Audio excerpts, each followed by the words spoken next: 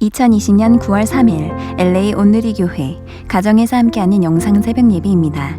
오늘 말씀은 예레미야 27장 1절에서 11절 멍에를 매는 순종입니다. 유다 왕 요시아의 아들 여호야김의 통치 초기에 여호와께로부터 이 말씀이 예레미야에게 임했습니다. 여호와께서 내게 이렇게 말씀하셨다.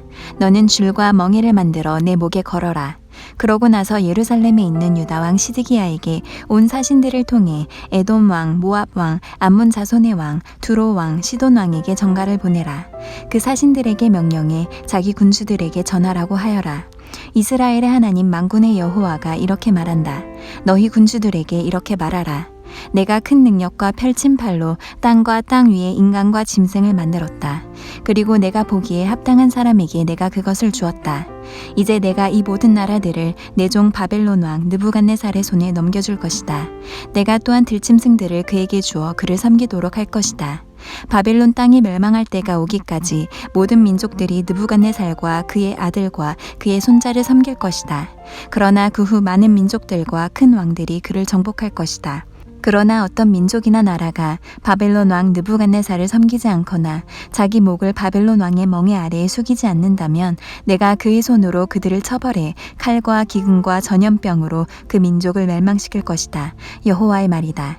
그러므로 너희가 바벨론 왕을 섬기지 않을 것이라고 말하는 너희의 예언자들이나 너희의 점쟁이들이나 너희의 꿈꾸는 사람들이나 너희의 무당들과 너희의 마술사들에게 너희는 귀 기울이지 말라. 그들은 너희에게 거짓을 예언해 그 결과 너희를 너희의 땅에서 멀리 떠나게 할 것이다. 내가 너희를 쫓아낼 것이고 너희가 멸망할 것이다. 그러나 어떤 민족이라도 바벨론 왕의 멍에 아래에 자기 목을 숙이고 그를 섬긴다면 내가 그들을 자기의 땅에 남게 할 것이니 그들이 그 땅을 갈고 그곳에서 살 것이다. 여호와의 말이다. 할렐루야. 오늘도 가정에서 영상 예배로 예배하시는 모든 분들 주님의 이름으로 축복합니다. 우리 이 시간 먼저 함께 마음 담아 찬양 드리시겠습니다.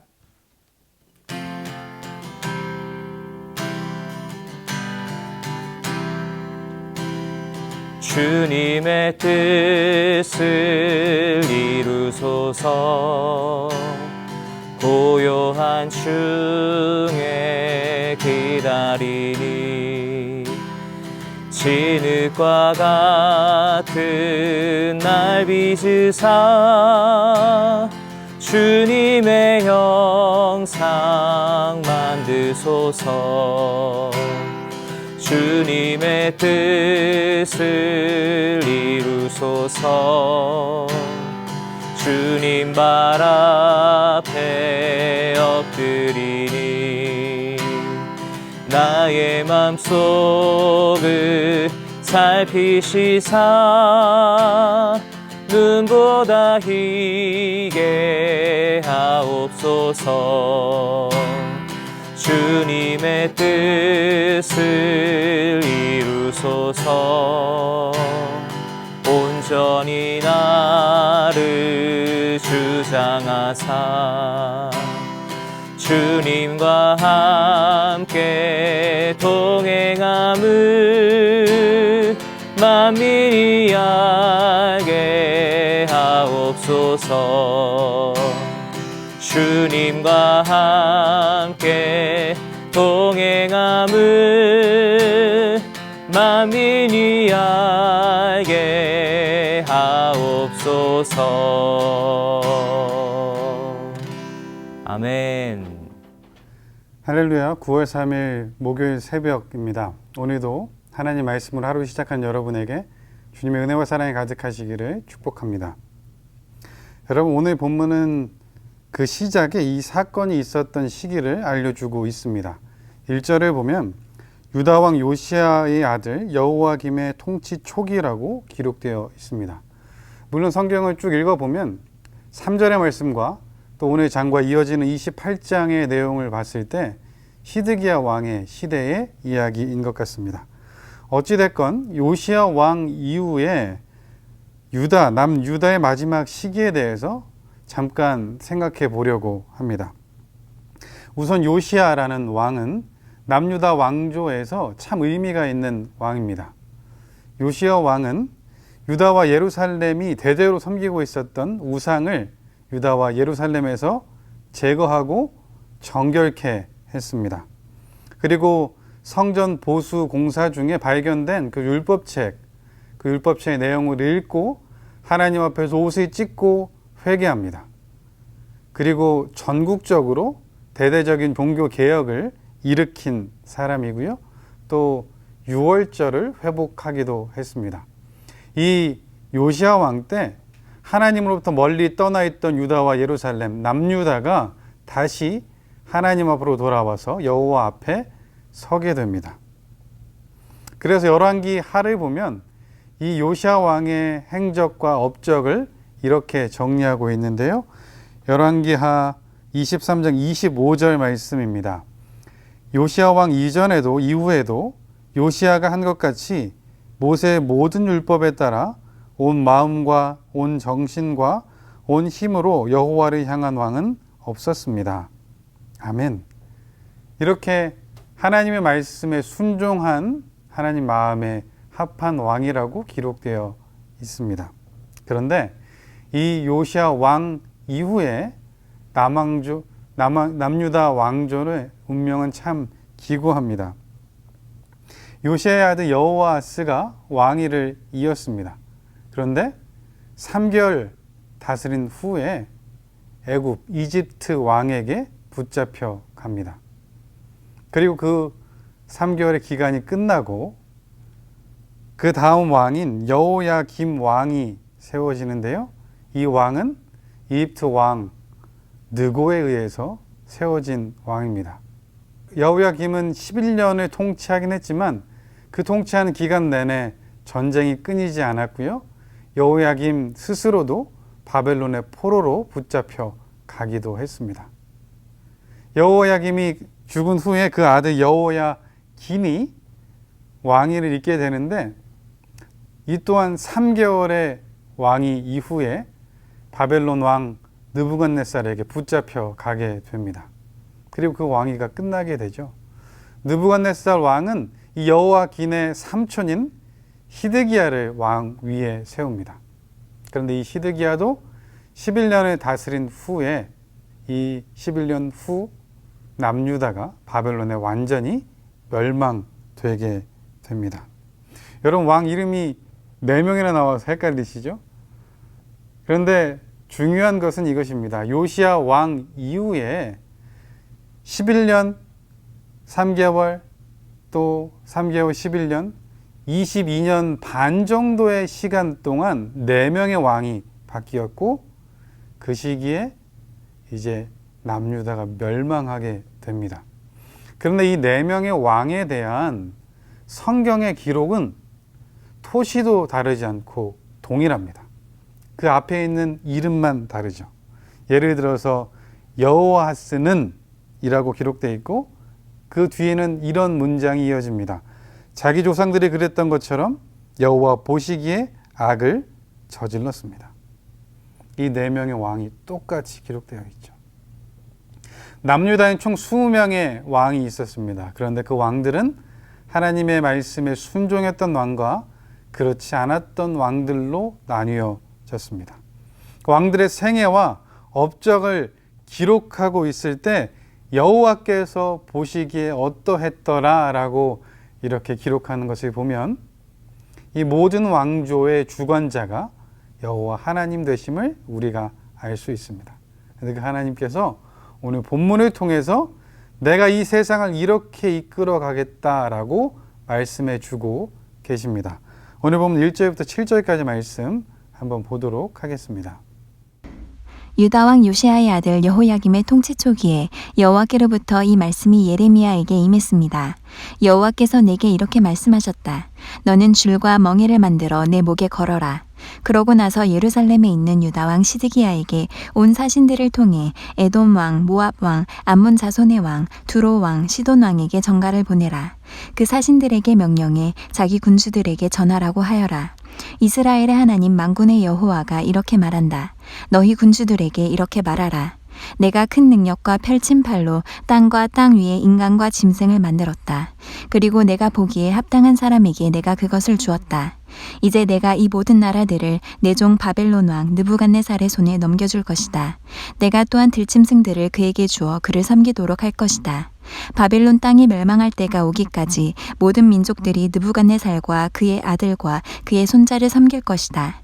그러나 그 후 많은 민족들과 큰 왕들이 그를 정복할 것이다. 하나님께서 예레미야에게 말씀하십니다. 상징적인 행동 하나를 말씀하시는데 줄과 멍에를 메고 가서 하나님 말씀을 전하라는 것입니다. 여러분, 이 모양새 자체도 조금 어색한데 그 전해야 되는 대상이 누구입니까? 히드기야 왕에게 다른 나라 왕들이 보낸 사신들입니다. 그 앞에서 줄과 멍에를 메고 가서 하나님 말씀을 전하라는 거예요. 여러분, 말씀을 듣는 이들이 어땠을까요? 의아해하지 않았겠습니까? 비웃을 수도 있고 불쾌할 수도 있었겠죠. 어떤 사람은 어쩌면 마음에 새길 수도 있었을 것입니다. 어찌됐건 예레미야는 이 하나님 말씀에 순종합니다. 성경에 고민했다, 주저했다 이런 내용이 전혀 기록되어 있지 않습니다. 만약 저에게 이런 복장을 가지고 설교하라고 하면 저는 고민했을 텐데 예레미야는 그렇지 않습니다. 여러분, 이 모습을 통해서 하나님께서 우리에게 들려주기 원하시는 것은 이것 같아요. 하나님의 말씀을 전하는 대언자, 그 사람 스스로가 먼저 하나님 말씀에 전적으로 순종하는 모습을 보여주고 있습니다. 그리고 하나님 말씀이 전해집니다. 하나님 말씀은 이런 말씀이죠. 세상을 만드시고 주관하신 하나님께서 바벨론 왕 느부갓네살에게 이 모든 것을 주었으니 그를 섬겨라 라는 말씀입니다. 근데 그 기간을 정해서 말씀하시는데 바벨론이 다른 나라에 의해 멸망할 때까지, 그때까지 너희가 바벨론 왕을 섬기라 라는 말씀입니다. 예레미야가 줄과 멍에를 맨 것처럼 바벨론 왕의 멍에를 메어야 된다라고 말씀하고 계신 거죠.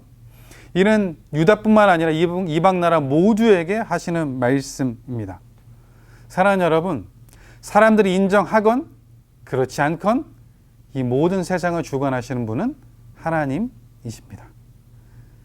23년의 기간 동안 4명의 왕이 바뀌고 바벨론의 남유다가 망하게 하시는 것, 그것을 주관하시는 분도 하나님이십니다.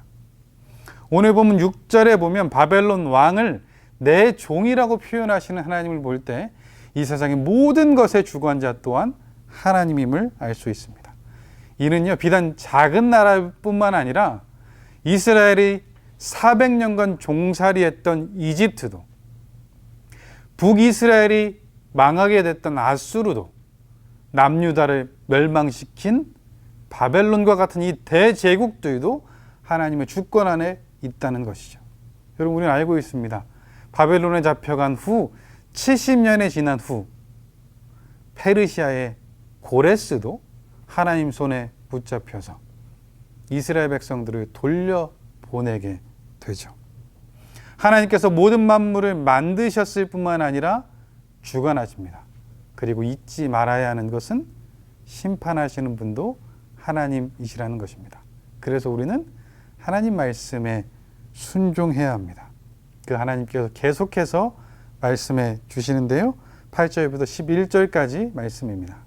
그러나 어떤 민족이나 나라가 바벨론 왕 느부갓네살을 섬기지 않거나 자기 목을 바벨론 왕의 멍에 아래에 숙이지 않는다면 내가 그의 손으로 그들을 처벌해 칼과 기근과 전염병으로 그 민족을 멸망시킬 것이다. 여호와의 말이다. 그러므로 너희가 바벨론 왕을 섬기지 않을 것이라고 말하는 너희의 예언자들이나 너희의 점쟁이들이나 너희의 꿈꾸는 사람들이나 너희의 무당들과 너희의 마술사들에게 너희는 귀 기울이지 말라. 그들은 너희에게 거짓을 예언해 그 결과 너희를 너희의 땅에서 멀리 떠나게 할 것이다. 내가 너희를 쫓아낼 것이고 너희가 멸망할 것이다. 그러나 어떤 민족이라도 바벨론 왕의 멍에 아래에 자기 목을 숙이고 그를 섬긴다면 내가 그들을 자기의 땅에 남게 할 것이니 그들이 그 땅을 갈고 그곳에서 살 것이다. 여호와의 말이다.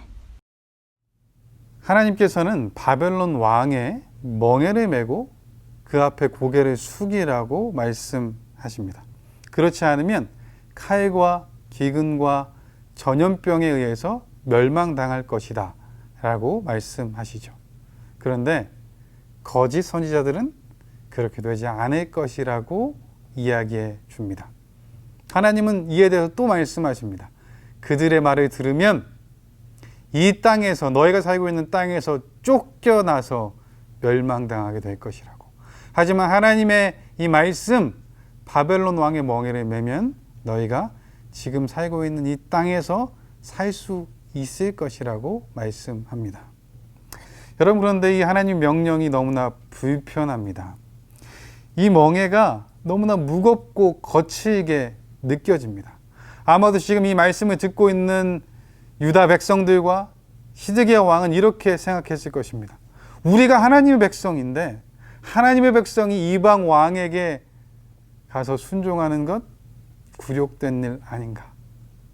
하나님의 백성인 우리를 하나님께서 그렇게 하시지 않을 것이다 라고 생각했을 수 있습니다. 그리고 거짓 선지자는 그 마음을 긁어주죠. 가려운 곳을 긁어줍니다. 그들이 원하는 말씀을 줍니다. 그렇지 않을 거라고. 하지만 하나님의 말씀은 그렇지 않습니다. 반대입니다. 여러분, 이스라엘 백성들은 어쩌면 하나님의 백성으로서의 모습, 다시 말하면 하나님 말씀에 순종하는 모습은 갖지 않으면서 우리가 하나님의 백성이기에 하나님이 우리를 위해서 이렇게 보호해주고 해주셔야 된다, 이런 것만 주장하고 있습니다. 근데 여러분, 하나님 분명히 말씀하십니다. 바벨론 왕의 멍에를 너희가 메어야 된다. 그렇지 않으면 더 큰 고난과 핍박이 있을 것이라고 말씀하고 있죠. 때로 하나님의 음성이 우리에게 멍에처럼 다가올 때가 있습니다. 여러분, 그런데 이 하나님께서 주신 멍에를 매는 것이 더 비참해지는 길을 면하는 방법입니다. 또 하나님이 이 멍에의 기간을 정하셨습니다. 바벨론이 멸망할 때까지 25장에 말씀하신 것처럼 70년의 기간 동안만 그 멍에를 지면 된다고 말씀하시죠. 여러분, 이 멍에는 심판입니다. 하나님 말씀을 순종하지 않았던 그들을 향한 그 잘못에 대한 기간이 정해진 징계입니다. 이 징계에 순종해야만 더 큰 징계와 고난을 피할 수 있는 것입니다. 그래서 여러분, 순종해야 합니다. 그런데 우리도 여러분, 예수님을 믿는 사람들입니다. 하나님께서 지금 우리에게 주시는 멍에는 무엇일까요? 마태복음 11장 나와 있죠. 29절 30절 말씀입니다.